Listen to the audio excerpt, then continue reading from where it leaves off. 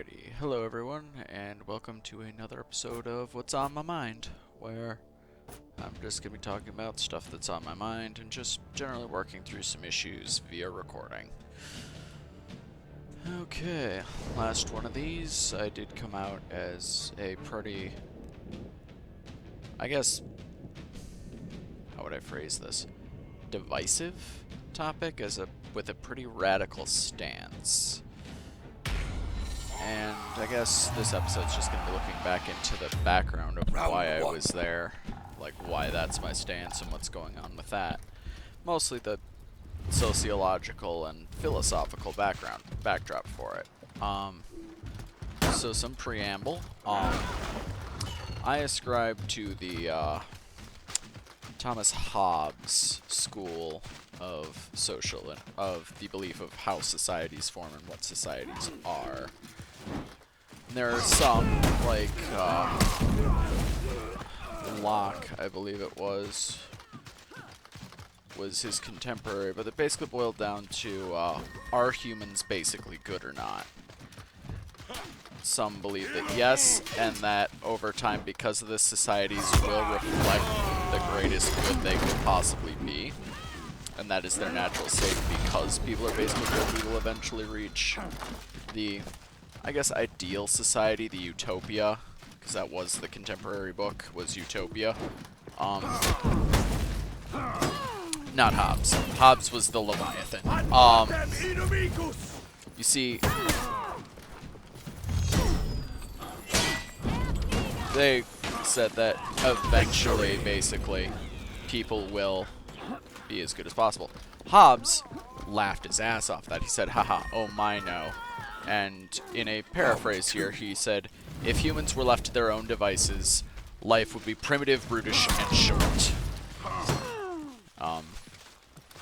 He maintained that we form societies as a social contract in which we give up some freedoms or securities.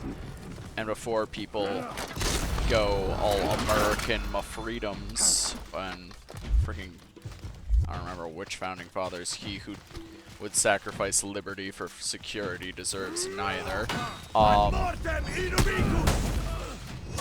This is something far more fundamental. For example, this is you give up your freedom to kill whoever you want, apropos of nothing. And in exchange, you get the security from being killed. Damn it. You give up the freedom to take whatever you want, and you gain security from having your things stolen. And that is what society is. This is a constantly evolving social contract of what you agree to not do in exchange to... It's give and take. There is no great goal everyone is working towards. It's just, hey, I'll give up this, so don't do this to me. And that's what society is. That is a school I very much subscribe to. And following that, we get things like, and so as a result, those laws have to be immutable. Because if you allow any sort of leeway, wiggle, waggle, putting your own moral code first, they lose all effectiveness. Because then if then the entire contract is null and void.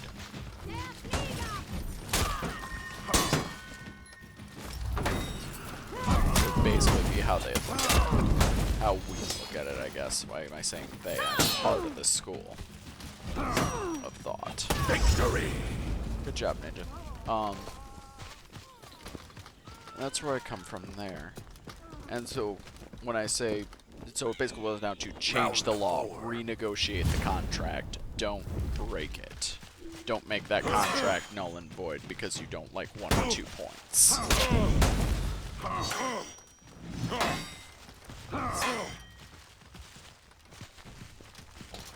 And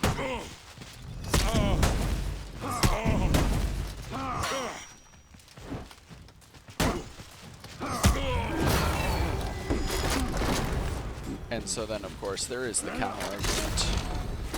Well, you say just change the law, but that is very, very hard to do. Which I would say, yes, absolutely. Inertia does have home court advantage, for lack of a better term. I won't argue that either. Because it is much harder to change something than it is to keep it the same in terms of societies.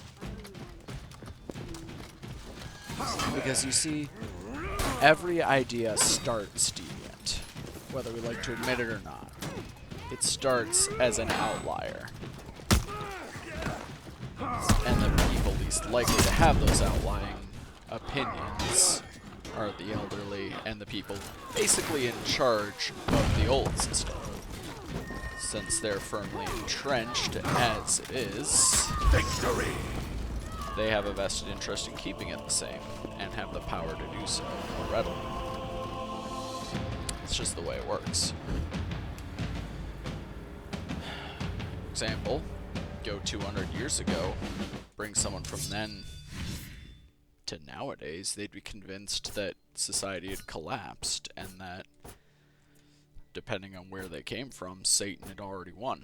That it's all over already. Like, the devil's over, apocalypse happened. Like, everything has gone to shit and there's nothing you can do. Others, again, some even further back wouldn't be able to comprehend the societies we have, but it's that same idea. The morals, norms, a sense of rightness changes over time. It's not a, this has always been right, this has always been wrong. But it becomes, if this truly, the thing is if everyone truly does believe in it, then changing the law becomes something much more important than easy. It becomes inevitable. And some people might say that's a betrayal of my own school of thought in saying that, but it really isn't. Because you see, some people would say, and actually more to the point, that's not easy. Okay, I did not expect to get that off. I will take it.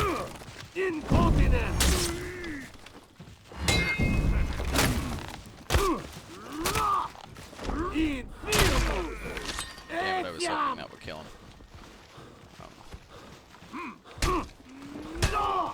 Okay, why am I hitting that button? That one was really on me, because I was hitting the wrong button there. Okay. Okay. No, you can't do this to me after I was so close. Because we get things where, if you can't change the law, at that point, it's more a reflection that your right doesn't match with society's right. And that, I guess it's not right after all. At least that's how I'd see it. I know a lot of people have more faith in their own righteousness than I have in mine, but it is what it is. Now, that's the thing. Everyone has their own moral code, and every moral code comes with the base assumption that it's the correct one. Because, you know, why would I have this moral code if it was the wrong one? Which is problematic because if everyone thinks that, and if everyone has the right moral code, how do disagreements happen if they're all correct?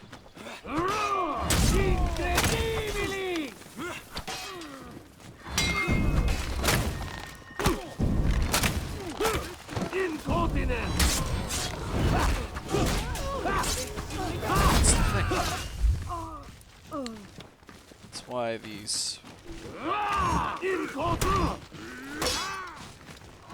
law is so important, is because it is the way to decide that. If you have two people with differing morals,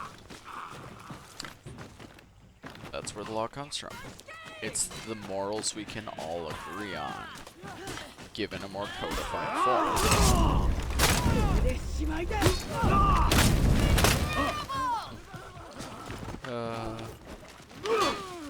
I do love that about the set. Yes, I have a sword, but I can also just punch people to death. Oh. The one person not being a jerk and ganking just got downed.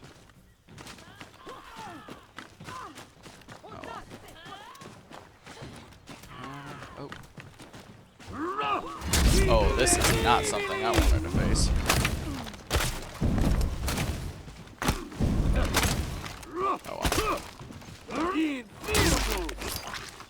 Oh, oh, that was good.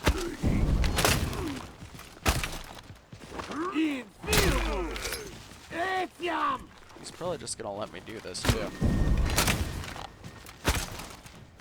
Oh.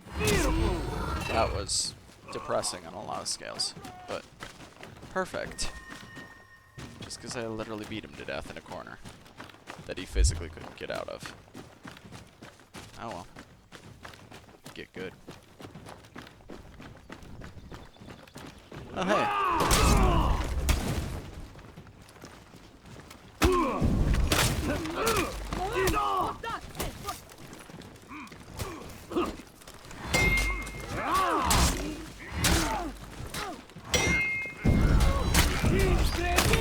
And punch to death.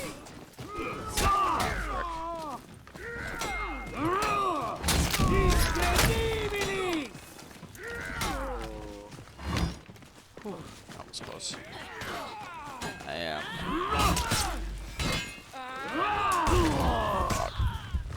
That was me being an idiot, really. I don't really have any room to complain.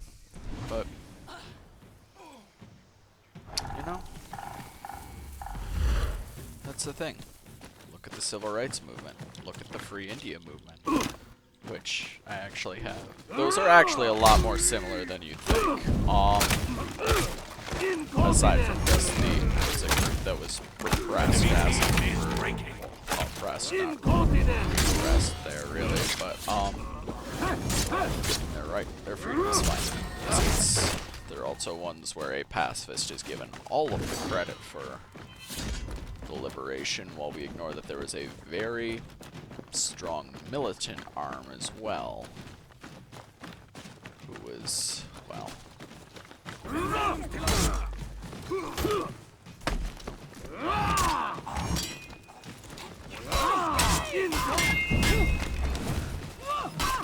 ironically enough, the militant group was also predominantly Muslim in both examples. Malcolm X's Black Panthers for the Civil Rights Movement, and the later Pakistani Muslims in India. Very odd to think about. But guys, who's doing the get up? There's no one here. I'm just gonna stand here until it ticks away. Because there's literally no one here. How can they be getting up? Alrighty then.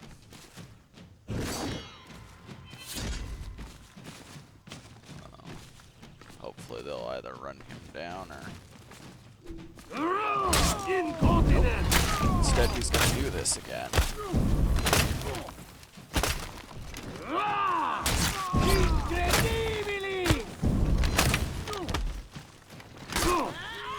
Victory! Yep.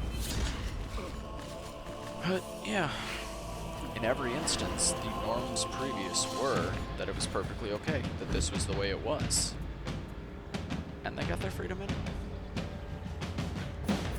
Yes, it's a bit of a backwards hindsight 2020, but it generally does seem when you start to look at those situations, especially when you consider that, for India at least, Britain was still very much a world power at the time. And again, the civil rights movement, well, they literally had no comparable power at the time either. But they made it happen anyway because enough people believed that that was the way it should be, that the contract should be renegotiated. I kind of ramble and I kind of get into out of my games. I apologize. I don't know how much of this is running around in circles at this point. But that's where I'm at, is it's just... So, the salient points. Societies, the law is a contract. Renegotiate instead of discarding the contract and leaving us with nothing. Round one. Change, while not necessarily easy, is inevitable if enough people genuinely believe. That's the thing. It's real easy to look at the big corporations and go, I can't fight that. To look at the interest groups that already have such a stranglehold on the current system and say there's no way it can be done. And my controller just decided it didn't need to be connected anymore. Controller. Okay. Well, I can keep talking with or without playing, so the video will continue. Ignore me. No.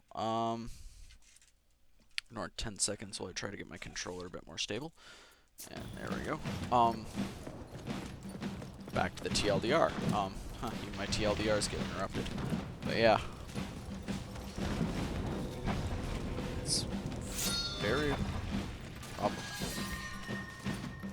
Yeah, I know, I see it. Okay. Well then.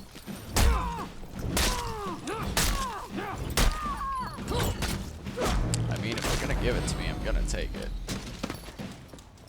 That's just common sense right there. Okay, who left their person, Resible? I think it was... Okay, that's awkward.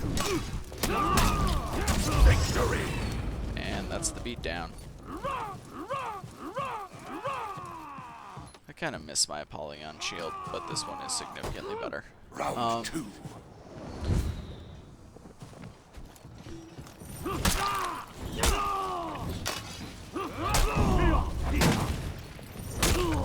And done. It's honestly remarkably easy. But I mean, I am placing level 1 comms, so I guess that shouldn't be a surprise. Hi, Kensei. Where do you think you're going? Yeah, that's what I thought. Victory! Oh well. You know, it's life. Round three. Life sucks and then you die. Come on, try it again. Try it again.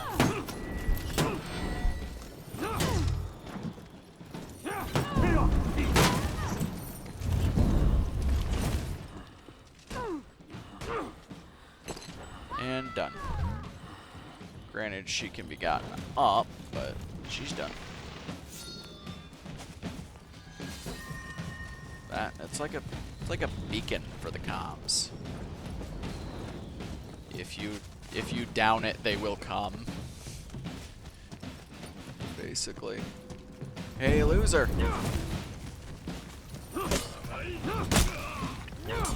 Fuck.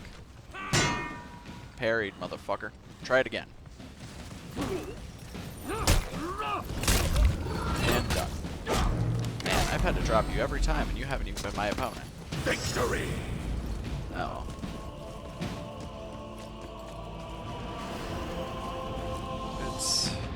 Change is inevitable as views change. Contract renegotiations are a thing. Man, I'm getting a lot of level ups today. That one wasn't even because of orders. Yeah, just keep playing as non-Vanguard, revive 5 allies. I'm probably not going to do any of those things, and I'm actually just going to get rid of them. Yeah, that's fine. Take another exotic warrior. Oh, Knight Hero. Yeah, I'll drop that and take that, because I've been doing a lot of... Because every character I've been playing so far has been Knight. I literally just shows the same map again, too. Huh. I don't know, I want to get my Lawbringer up till Rep 3. And that's why this episode title is a pun, and why I chose For Honor again. Because the pun was there. Mild regrets, sure, but only mild. Round 1.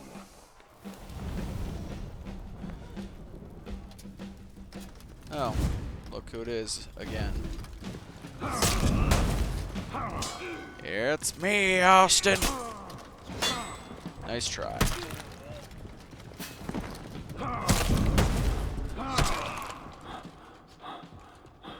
And of course I did not give myself enough stam.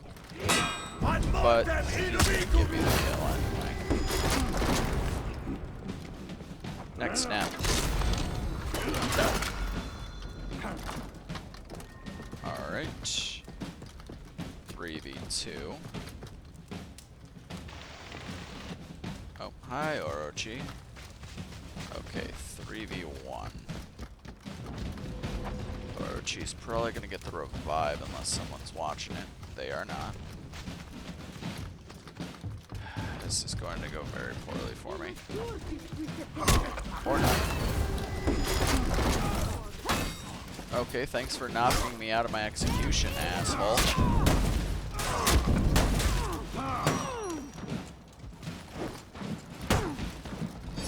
And there we go.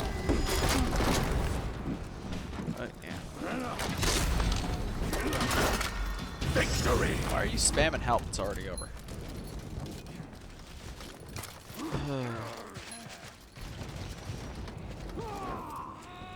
Round 2. That's the thing. Without law, really, who's to say whose moral code is correct? At the end of the day, that's what law is.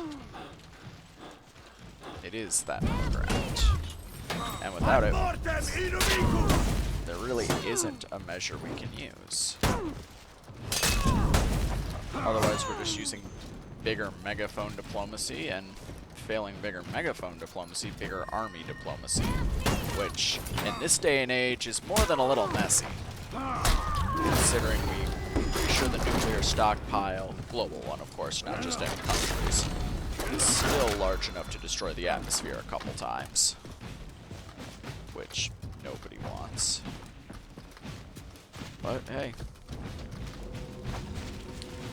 how else are we gonna decide if we can't come to the simple civil group one that is the law?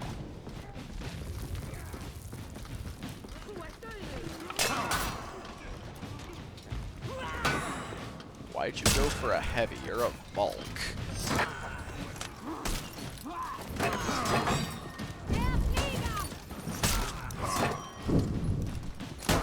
Victory! Yeah.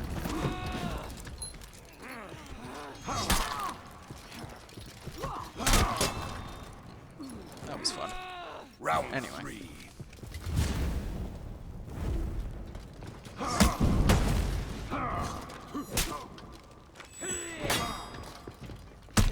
Choo-choo, motherfucker.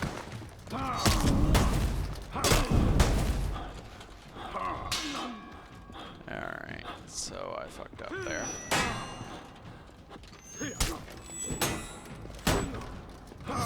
And still done.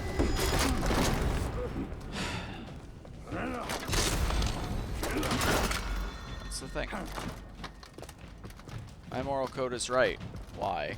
Because a book told you? I have many problems with that, especially since most of those books are contradictory. And by contradictory, I don't mean they contradict each other, I mean they contradict themselves.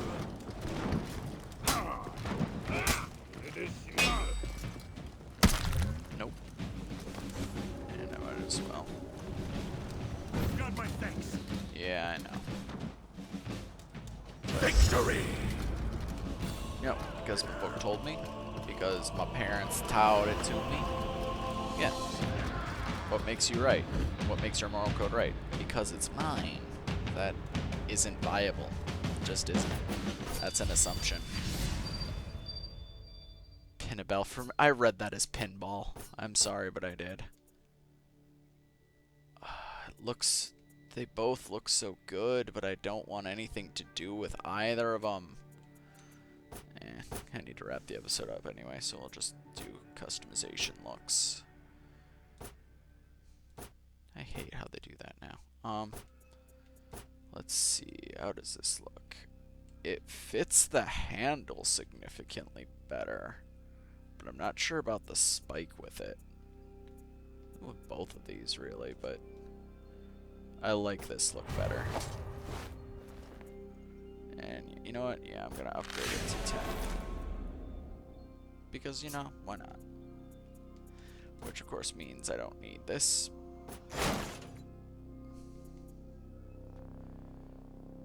I'll hold on to it for the looks, and just like I'm holding on to this for the old time looks. Because I don't have it on anymore, but yeah, see, it looks so much better with one of these. Downside being, of course, I could use those. But, okay, why am I even keeping the Fraser spike? Because it's the same as the default, but yeah, see, that looks good. But I don't know.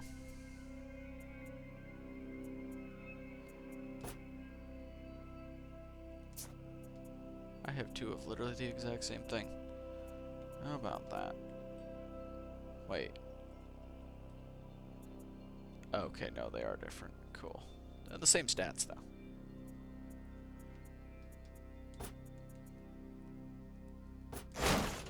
And I still have my old void cage. Yeah, see, that's the thing. Is it was more, I did the event. I did get rid of the helmet, though. I ground out a lot of gear in one of the events, and it's like a point of pride, really. Oh no, I do still have it. Cool. The void cage set. It's not good by any means, because, well, I was still rep 0 at the time, but that's gonna do it for this rant episode. Sorry y'all had to sit through that, and the multiple stutter starts and running around in circles of logic, but I don't know. Hope y'all enjoyed it. Granted, it's really more for me than anything else, and, that changes the color. That's unfortunate. Ah well. Bye.